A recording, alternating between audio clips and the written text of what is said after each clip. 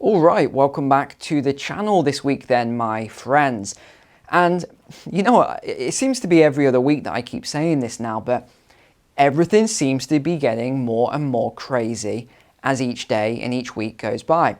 So today's story is another crazy, strange one, which is all around France. Actually, yes, this is true story. Some of you are going to get your phones out and start Googling this to see.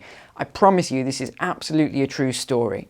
France has just banned their citizens, so they've made it an offence. I don't know if that means it's a criminal, illegal offence, but they've made it an offence to actually take a flight, so a domestic airline flight, from point A to point B, where a train line exists in that same place. France has officially banned short-distance domestic flights in an effort to cut the country's carbon emissions. The new law went into effect this week. It means people can no longer travel by air if the same journey can be made by train in under 2.5 hours.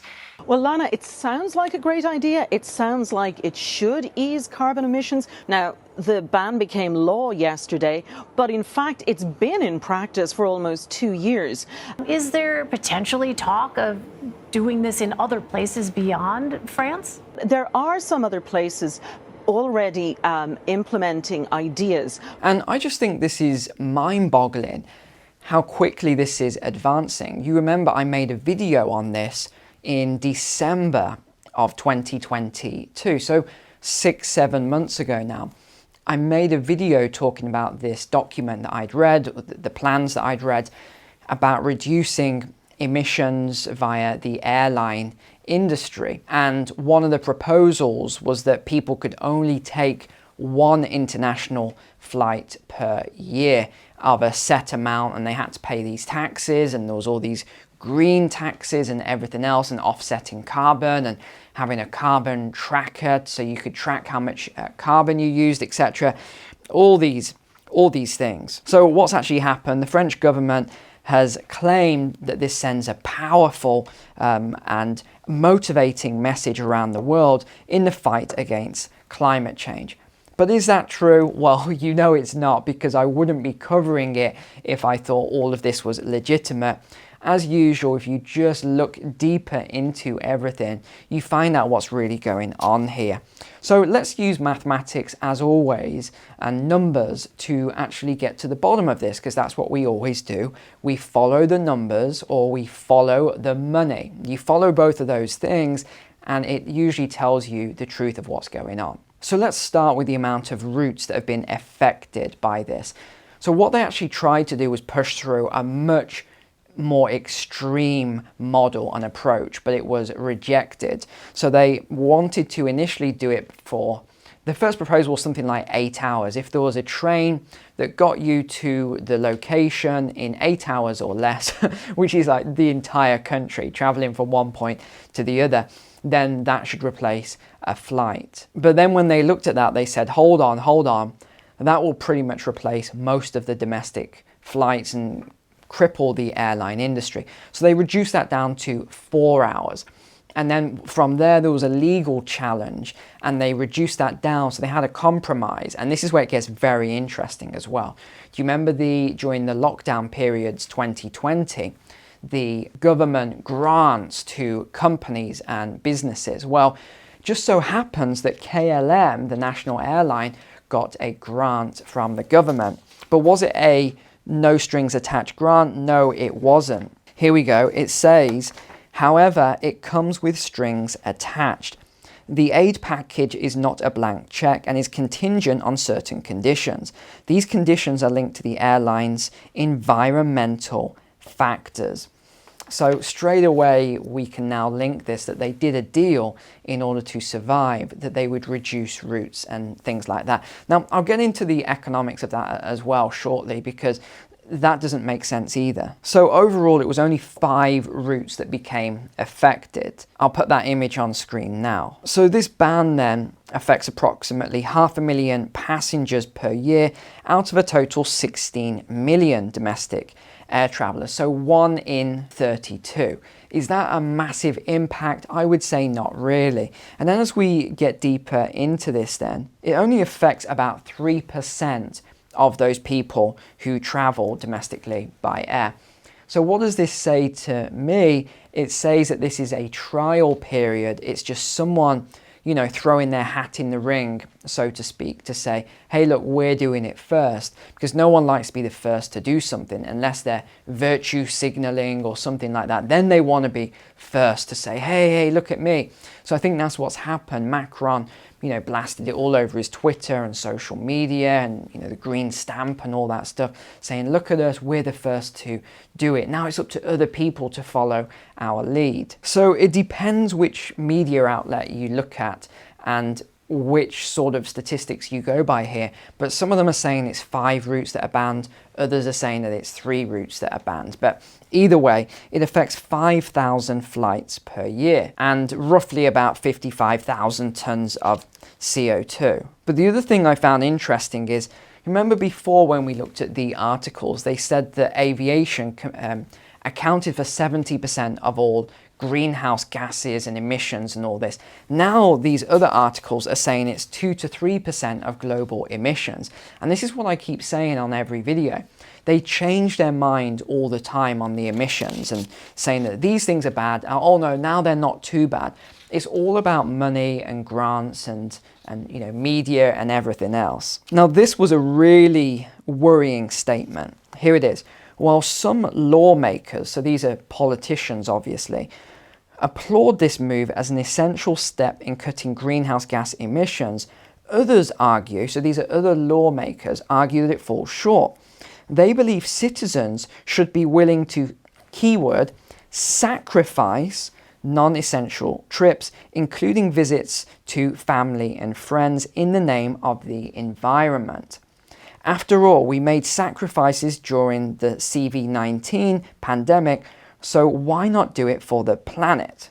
Do you see where this is going? We talked about this before. I knew exactly what the plan was with this. And yeah, the other thing I looked at then was private jet flights and people like Macron and some of these other, billionaires and leaders. And actually, the private jet flights in Europe last year went up by over 60%. So that was 572,000, almost 573,000. Now you might ask, do all of these new green taxes affect private flights? Well, it's not clear. They don't want to sort of put this information out there. Now, the other thing that is really key here is that when they first announced this new law, there was a massive pushback, as I mentioned. So what happened was, this is where it gets very interesting. The French government then announced it would significantly increase its stake in Air France KLM, which came with certain provisions.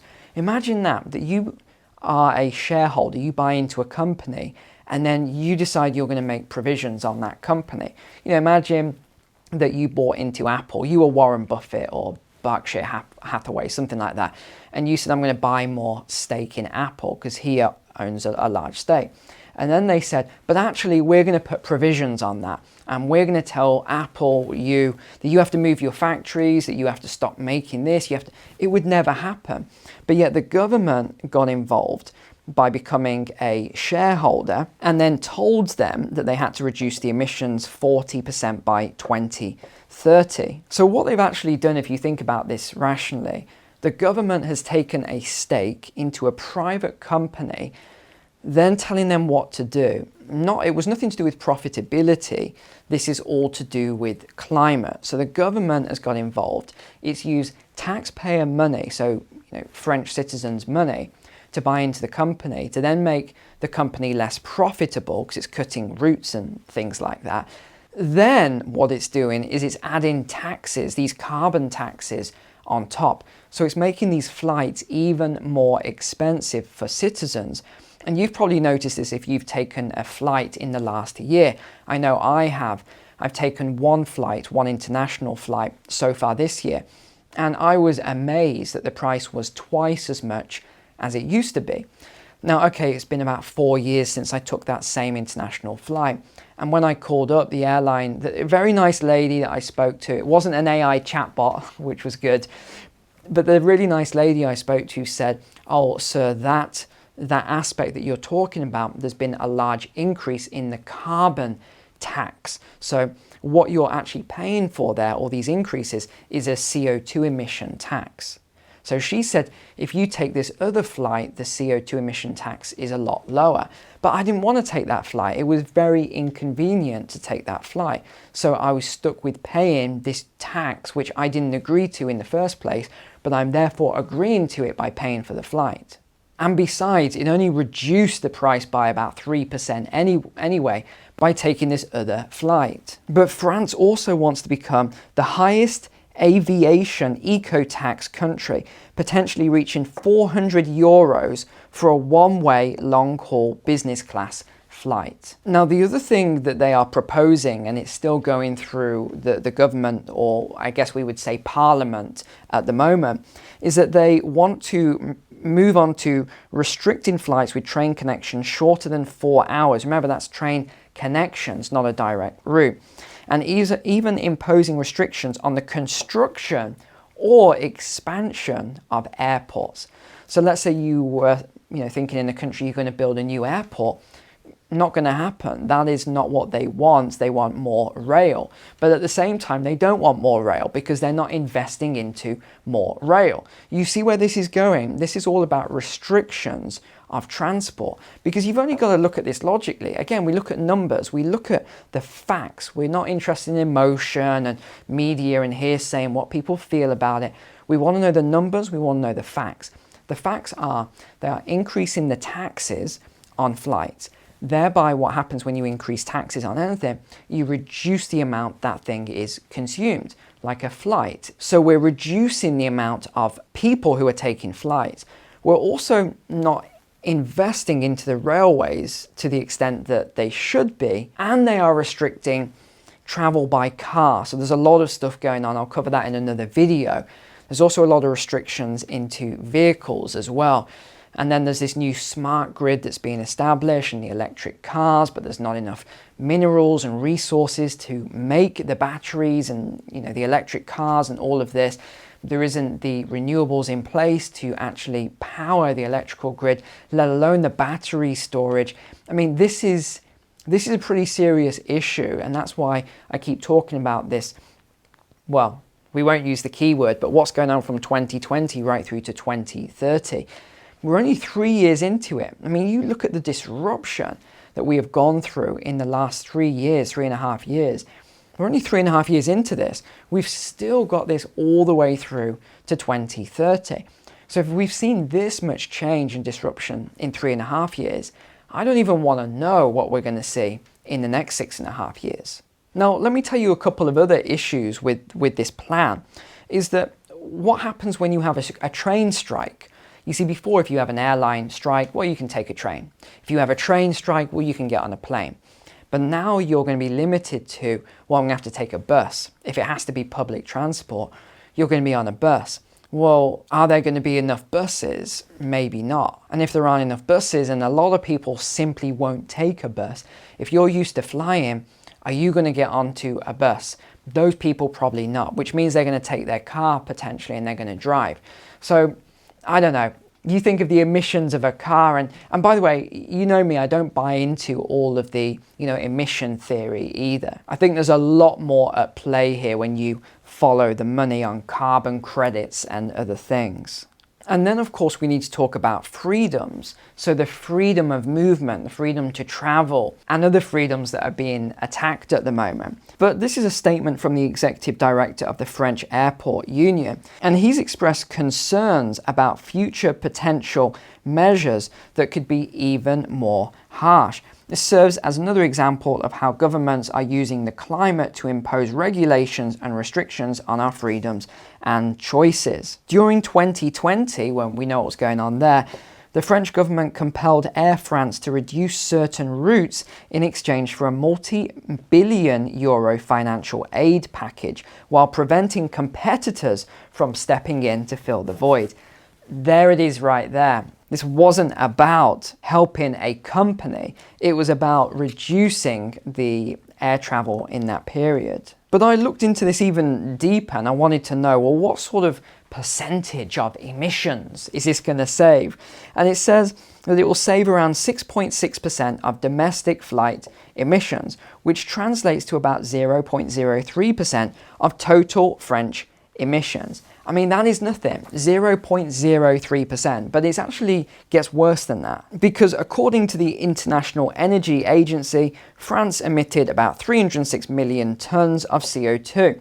That means that these flights accounted for only about 0.009% of France's total emissions. I mean, it's nothing. It's so minuscule that it's not even worth mentioning. And if you want a comparison, it would be the equivalent of removing about 6,000 cars from the road. But the other thing is around the economical aspects of this, because Air France-KLM will lose about 70 million euros in revenue from these routes, basically. So that could, well, you just think about that. That leads to job losses. That's pilots and cabin crew. It's the people on the ground. There's a lot of things at stake here. And what about tourism? Here's another note that I've made, tourism. So tourism contributed about 180 billion euros, so 200 billion US dollars that is, to France's GDP. So that's around 7% of France's economy. So if you are reducing the amount of flights, then it's not as convenient for people, because let's say that you're going from the US, for example, or Canada, and you're flying to Europe and you want to go around France. Well, are you really going to, let's say that you want to get from one side of the country to the other. And again, we're using this as an example. This doesn't exist right now, but if they make these measures more extreme, then it could. Are you honestly, with the short amount of time you've got for your vacation, going to spend 12 hours or half of a day? Well, it is one whole day because you'll have to sleep that night. Are you really going to spend an entire day just traveling from one place to the other when you can get on a plane and fly in a couple of hours? I just don't think you will. And I can give you a personal example. When I was in Thailand, I really wanted to travel to Chiang Mai and Chiang Rai and Pai in January time. I really wanted to do it, but there was an issue with flights. I don't exactly know, my wife knows the details. There was an issue with flights and it wouldn't align and things like that. So the option was to take a train. And the train was about 12 hours. I mean, someone will probably correct me on this, but it was something like that. It was something like 12 hours from Phuket up to Chiang Mai. And I said, there's just no way that we're going to take a train all the way up there and then we're going to take a train back to Bangkok. It's not happening. So overall, what do I think then? I think this is just another example of limiting travel and putting restrictions on the people. I think they're setting a precedent for others to follow. They want to reduce airline travel. They want to reduce travel in general. All the while, you look at who controls the carbon credit system. And it's the same thing over and over again.